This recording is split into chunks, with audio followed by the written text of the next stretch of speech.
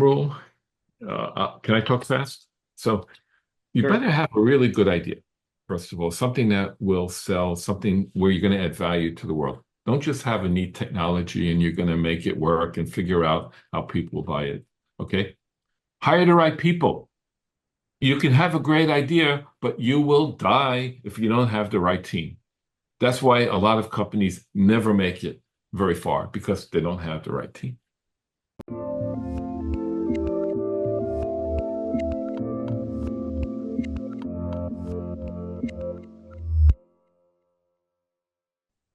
Hey everyone, this is Devin Miller here with another episode of The Inventive Journey.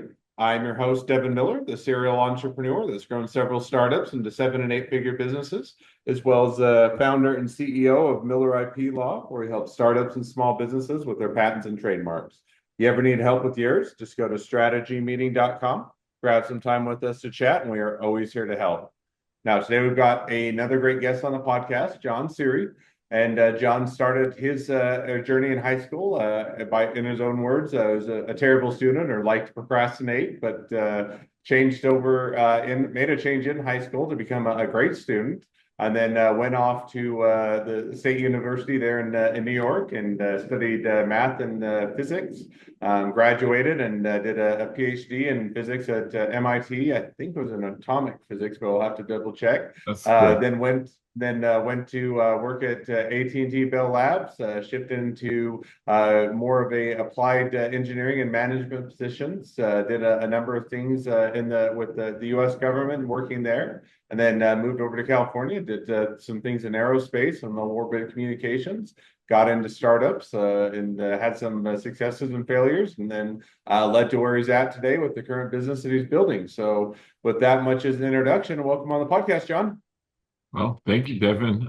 Wonderful introduction. I don't know what to say after that. I think you've covered many of the bases.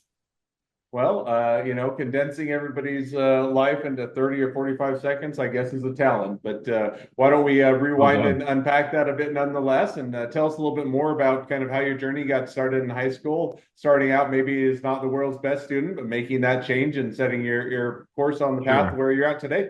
sure. I mean, I grew up in New York City, and ever since I was a small kid, I loved science. I was terrible at everything else. I was just a disaster. I was dyslexic, actually. I flunked math, and I would have trouble. I was terrible in Spanish and all of that stuff. And somehow I always eked my way through. Teachers saw I had some potential, but they kept saying, "Oh, this kid, we don't know what quite is wrong with him." And my parents were immigrants from Italy, so we had no money. We were poor. So I always had this need to make some money, right, in life. And that hit me when I was about 14 years old. When I was 14 years old, also, the hormones kicked in. So I went from being sort of a class clown type of guy, procrastinator, as you mentioned. All of a sudden, I could concentrate. And with that concentration, I forced myself to concentrate. And actually, it was so forceful, my head would hurt at first because I was undisciplined. But I got better and better at it. So I went from a mediocre student. I had to go to summer school because I flunked Spanish. And I ended up as being the best student in high school with respect to, grades. So all the colleges were interested. I said, how can anybody, go from where you were to where you ended up? And I said, just a lot of hard work, and I wanted to get away from the Bronx, so to speak. I needed to go to college somewhere. We had no money, so I needed to have some form of scholarship. So that's what I did in high school. I went on to State University of New York at Albany, not too close to the Bronx, but not too far. Well, state universities. I did real well there. In fact, I was over prepared because I studied so hard in high school. I went into this whole thing and I just studied a lot of math, physics, and chemistry. In fact, I couldn't decide which one to focus on. So I actually was shooting for a triple major. I did a double major. I was short one course in chemistry. When it came to this organic chemistry course, it was just so anti-me because he had to memorize all of these things. Physics was the opposite. Physics was really beautiful. So I was able to, from a few simple concepts, you can explain so many things. So physics has this wonderful way of, the word unification is used a lot. So unifying the the gravity, the theory of gravity, you can explain what happens on Earth. You can explain how the planets move around the sun, how the galaxy rotates. Well, actually, there's another problem with galaxies, but I won't get into that. Um, and I went into that, and so I decided to focus on physics. I graduated college after about 3.5 years, and I didn't know what to do. But in my junior year, I got a call from the University of Wisconsin, Madison. They says, "Hey, why don't you come study with us?" So they gave me. I said, oh, "Sure, okay, why not? Sounds good." So I went there. They gave me a full fellowship, and I studied. It was an interdisciplinary area of physics, chemistry. It's called material science. Very nice people there. But I always wanted to go to MIT, but I could do that there. So I applied to one graduate school. That was MIT. Somehow they let me in. And somehow it's a interesting story. I finagled my way into a research assistantship in atomic physics. Went from there. Worked with some very great people. I have such respect. My mentor, who kind of taught me experimental physics, his name was Bill Phillips. He actually won the Nobel Prize in Physics in 1997. So we used to work together, trying to work our way through the laboratory, building little things, optical systems, so on and so forth. Told me all about machining. So it was very practical kind of training. And my advisor, David Pritchard, he was a really smart guy. He should have won the Nobel Prize as well, but he beat me up so hard. I mean, he just pushed me. But eventually I got through it. He ended up helping me. I needed help, but I got through it. And I decided to become an industrial type of physicist, type of person, right? Academics wasn't quite for me. I couldn't see myself as a professor. My upbringing didn't fall into that category. So I went into industry, and I went to the best industrial lab at the time, which was AT&T Bell Laboratories. Went there, started doing some surface physics, wrote a couple of papers, had a good advisor, mentor there. But I got sort of involved in big systems. I didn't see myself as a lab bench technic. I never did, actually. Even when I was in Albany, I became the president of the Society of Physics Students. So I was kind of getting interested in organizations and management. So there was that inkling that was beginning to form in me. So I went through that, went into the university, went to Wisconsin, went through MIT, then at Bell Laboratories. I wanted to get into bigger systems. So I got away from that and I got into studying nuclear weapons effects on the Bell system. So nuclear, and this was back in the early 80s. Ronald Reagan was putting a lot of money into defeating the Soviet Union. And I was all part of that in my own little way. So we were involved in making sure the AT&T's network, which was the only real big communication network at that time, could survive. I got into a leadership position there, doing the theory behind these, when you blast these weapons, and doing the engineering with that. And so I did all of that. And do you want to ask me any questions, or you want me to No, just you're keep doing awesome. No, on I riffing? think it's been a great journey and just enjoying hearing it. So no, by Okay. all means, keep go Well, ahead. thank you. I just wanted to do that check. So, Absolutely. um, as I went through the nuclear weapons effects stuff and the testing, we would have these giant simulators.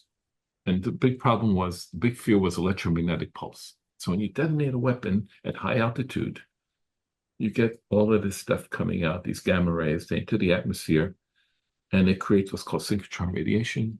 It all ends up in phase. And I'm getting a bit nerdy, technical here, but the net result is on the ground, you end up with this giant voltage pulse.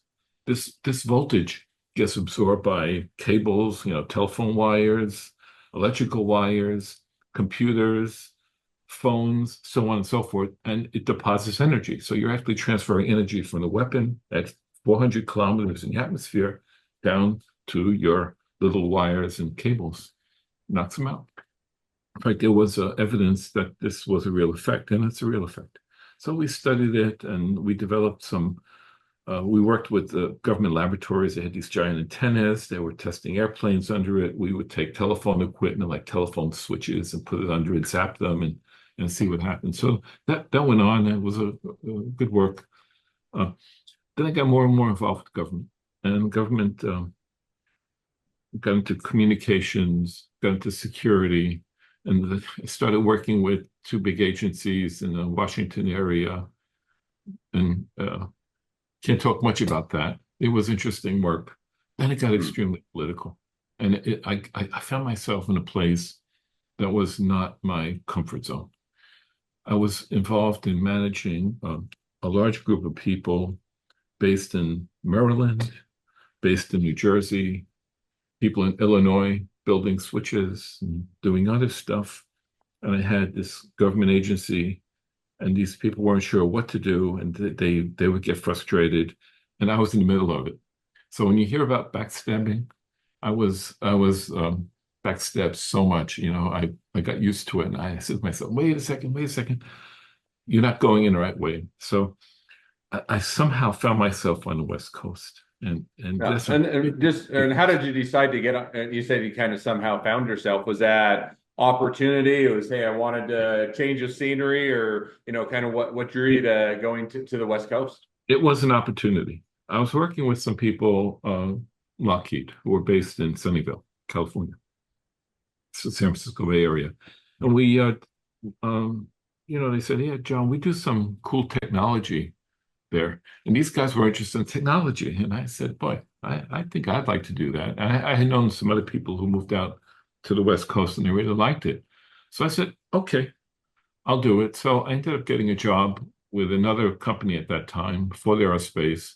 And because you have all these clearances, it was very easy to move around. These clearances are not that easy to get. So I had the clearance. I went over to this, what was called Ford Aerospace, which became Loral, which then became Lockheed. All these mergers went on. Um, I did a lot of stuff there, but I got involved in one very big project called Global Star. This was, you all heard of Starlink, right? Starlink is got 500 satellites circling the Earth, at least 500, and they're doing all this communications. Well, we built the first system that was a Starlink-like system. It was called Global Star. Involved 56 satellites flying in low Earth orbit. Um, Qualcomm built the equipment. Space Systems Loral built the satellites. We had a bunch of vendors, and we had all these ground stations. And me being an organizer, I kind of got into it. I ended up leading a lot of the design work and then the technology development. We had to build this thing, and I had all these contractors around, and it was really a challenging thing. It was fun. We're launching rockets and into space. We had some story where we launched, we're working with the Russians. We launched 12 satellites from one rocket. Unfortunately, exploded 1 minute after launch, and they didn't want to tell us that for about 10 minutes. We had to ask them what happened. They go, "Oh, the rocket exploded." Well, anyway, after that, we went with a much more, Delta rockets, 4 satellites at a time. Um, and we built a system. Now, the system went into operation in the year 2000. Here's the first real lesson learned. The marketing for Global Star occurred around 1990. Global Star, the idea was you would have this telephone that in your hand, connect to the satellite, then you can talk to the network. So you can make a call from anywhere, from a mountain, from any remote area where there's no cellular service. 1990, there wasn't much cellular service. But by the year 2000, there was a lot of cellular service. So Global Star, when it was ready to go into service, the market was too late. We were too late. And so we had a hard time. So the company had all this financial stuff going on. It needed about $6 billion to develop the system. And the way the contracts were written, that as soon as the company went into service, it had to start servicing the loans that it had from all of these big banks. Couldn't do that. The company had to declare bankruptcy about 1 month into service. I was very, very hard. I was just kind of blown away. I myself knew that was coming, so I decided maybe I'll try my startup, see if I'm any good at startups. So I ran into this guy. He had a little bit of seed money. We tried to do something in terms of content distribution networking. Just one quick or couple questions on that. You know what? Sure. So you've been working in government, you've been working in other industries, and doing your own startup and small business. Certainly a big proponent of it. Done my own and love working with them. But what kind of pushed you in that direction of rather than going out and finding another employer, another job, working for someone else, to more go in the startup direction? Yeah, no, that's a really good question. This was around the year 2000, 1999, year 2000, and Silicon Valley was literally exploding with startups. It was all over the place, pets.com, golfcourse.com, diapers.com, whatever. Everybody was taking their sales model, retail models, and putting it online. It was a tremendous thing. And there was all sorts of activities going on with social networking was starting to develop. You had Facebook didn't exist yet, but you had things like America Online and other things, and people were starting to, look at shipping videos around. So I wanted to be part of that.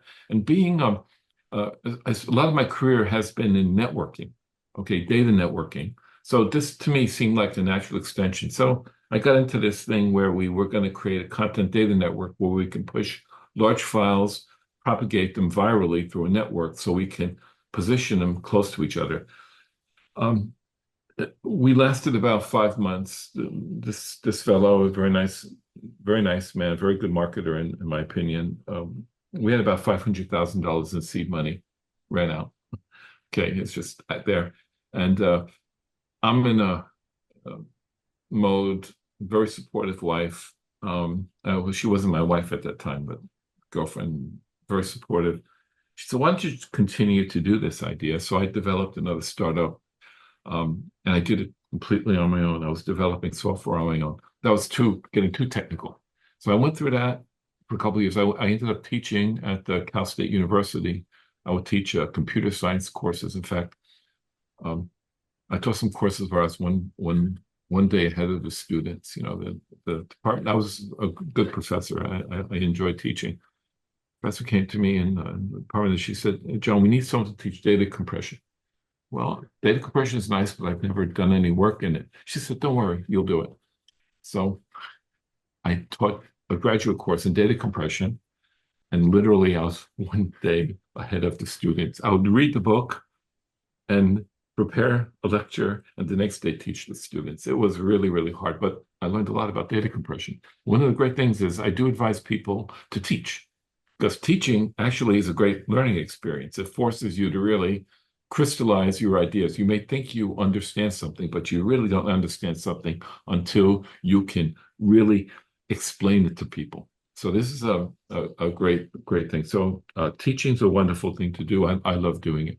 I did that. I got involved with another startup based in the Boston area, and it was related to enterprise software management. So I did a fair amount of software at that point in time, and I was good at consulting. So it was a consulting position, individual contributor in some company. We ended up being acquired by Trimble, and at that point in time, I was about. I spent a number of years at this company. I was about 60 years old. Time to retire, right? Maybe play more piano. I'm a pianist. Maybe do more gardening. I was looking for that. But then I kind of ran into this fellow, well, Tibor Lakse, and this is where IQ comes in. So I'm about 60 years old, and he comes to me and says, "John, I sell online glasses." In fact, he developed the largest online eyeglass company in the world called Zenni Optical, and it's just a very interesting man. We got into it. I said, "Yeah, we could build something like that." So the idea was to create a little apparatus of some sort where you can test your vision at home. This is the actual device. You touch it to a smartphone, download a free app, make some measurements, and you get your refractive error. This is revolutionary.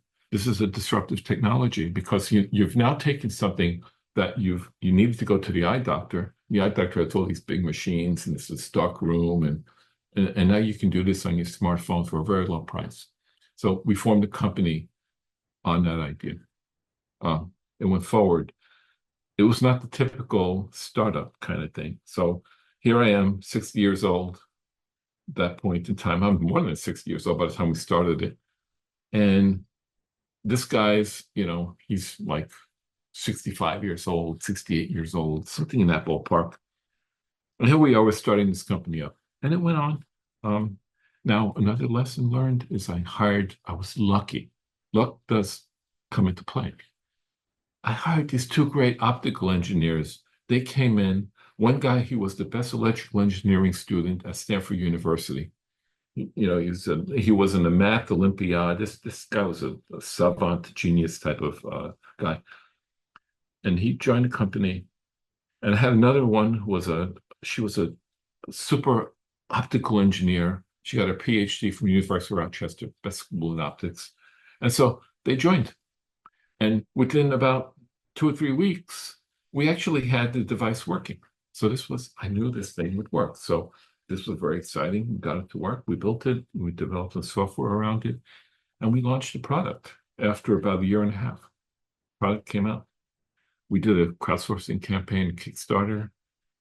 We sold about 5,000 devices.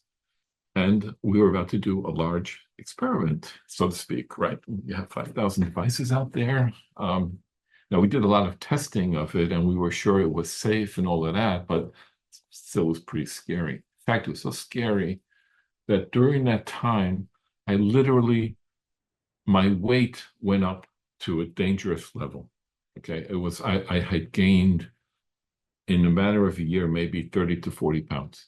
So it was a very stressful period doing that. But the device worked. We continued to refine it. We won awards like the Consumer Electronics Show. They loved this. Oh, you're democratizing eye care and all of that.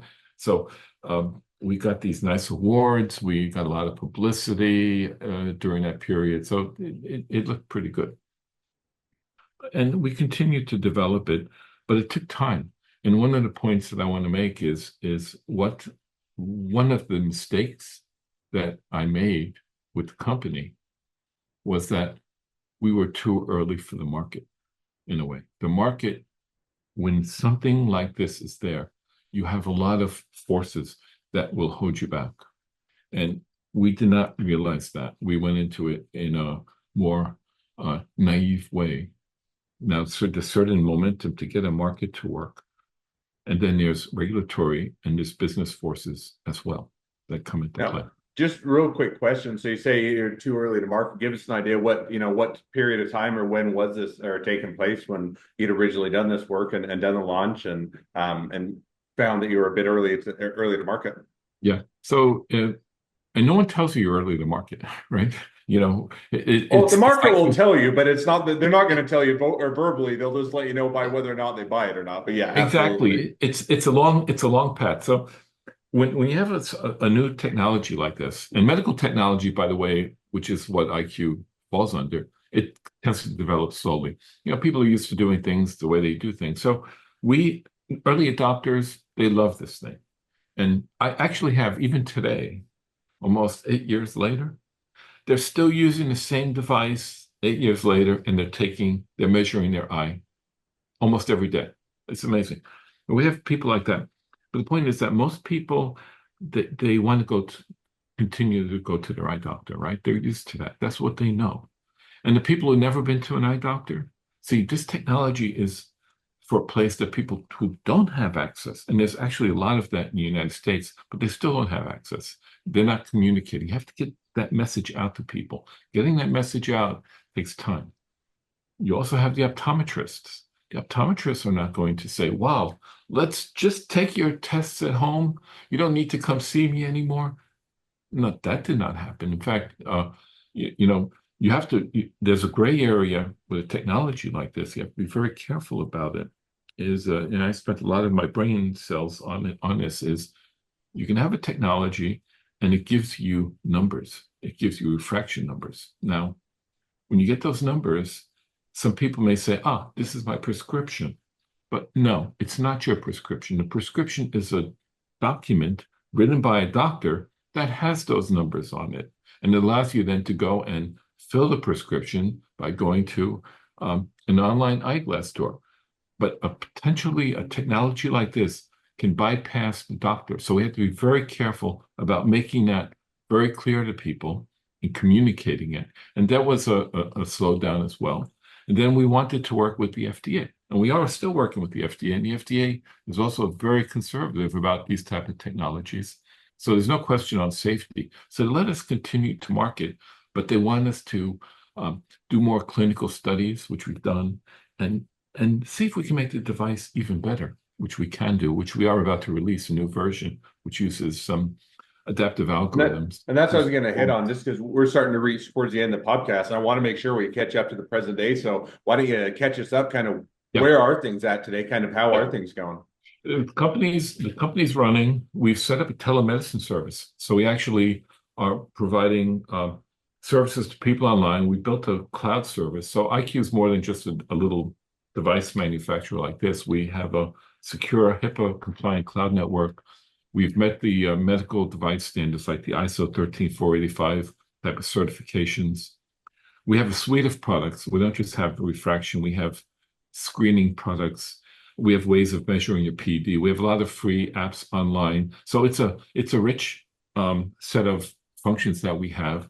The brand is out there. So we've been out there for 10 years. It's getting a solid brand. We haven't had any major, product liability lawsuits of any sort, not even minor ones. So we've been fortunate that way.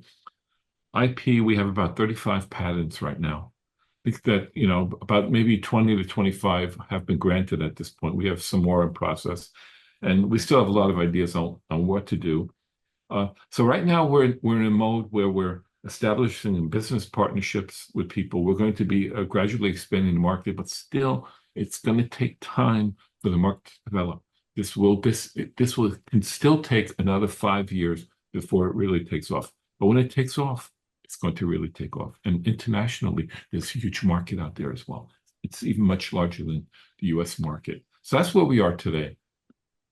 Oh, that's awesome. Sounds like it's been definitely a great journey, a very good evolution along the way, and some ups and downs and successes and failures, and Yeah. always fun to hear. So, well, now it's I could listen all day, but as we are keeping it at a bite-sized chunk and wrapping towards the end of the episode, I always love to wrap up each episode with the same two questions. So we're going to jump to those now. So the first question I'd like to ask is, along your journey, what was the worst business decision you ever made? And what'd you learn from it?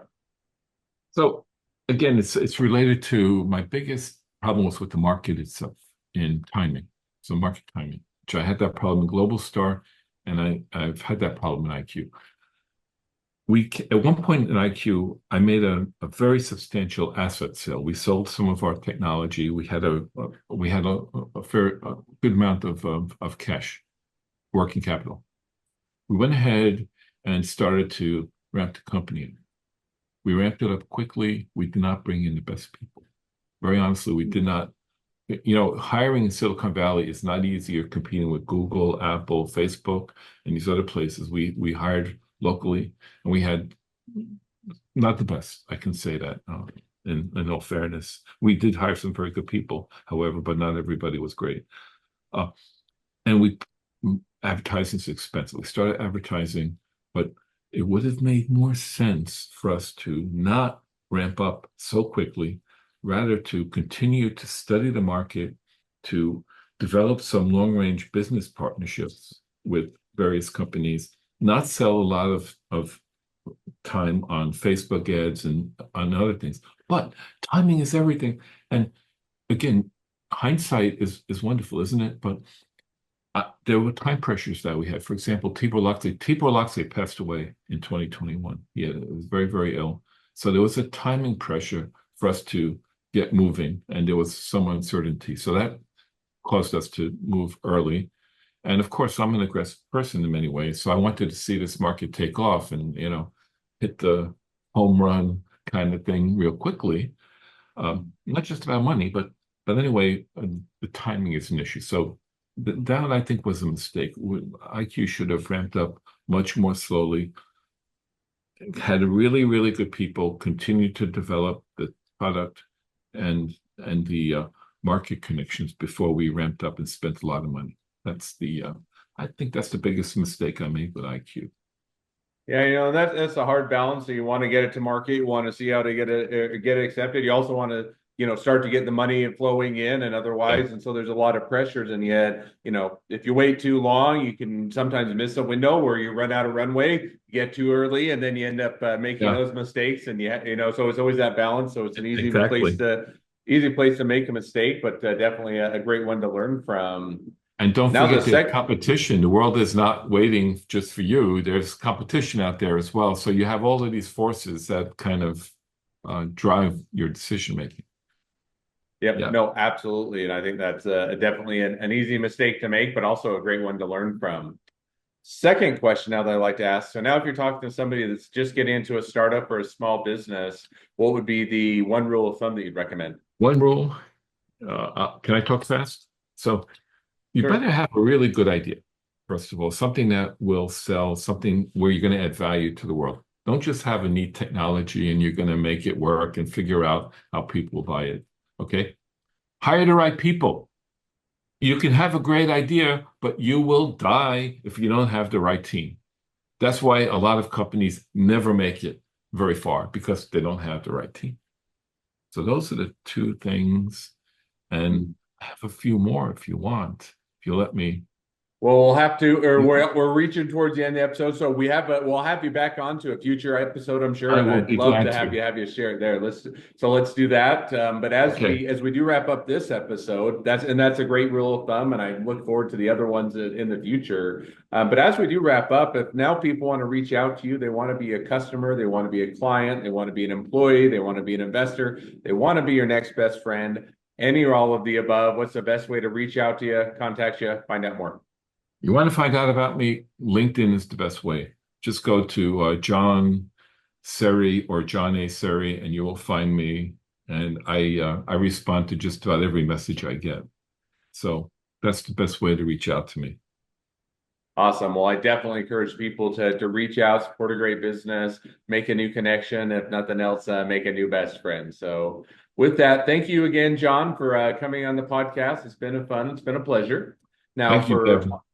Absolutely. Now, for all of you that are listeners that are out there, if you have your own journey to share and you'd like to be a guest on the podcast, we'd love to have you. So go to inventiveunicorn.com, apply to be on the show. Couple more things as listeners, make sure to click share, subscribe, leave us a review. Helps us to reach even more startups and small businesses to help them along their journey to success. And on that note, if along your journey you ever need help with patents or trademarks or anything else with your startup, your small business, just go to strategymeeting.com, grab some time with us to chat, and we are always here to help. Well, thank you again, John, for coming on the podcast, and wish the next leg of your journey even better than the last. Thank you, Devin.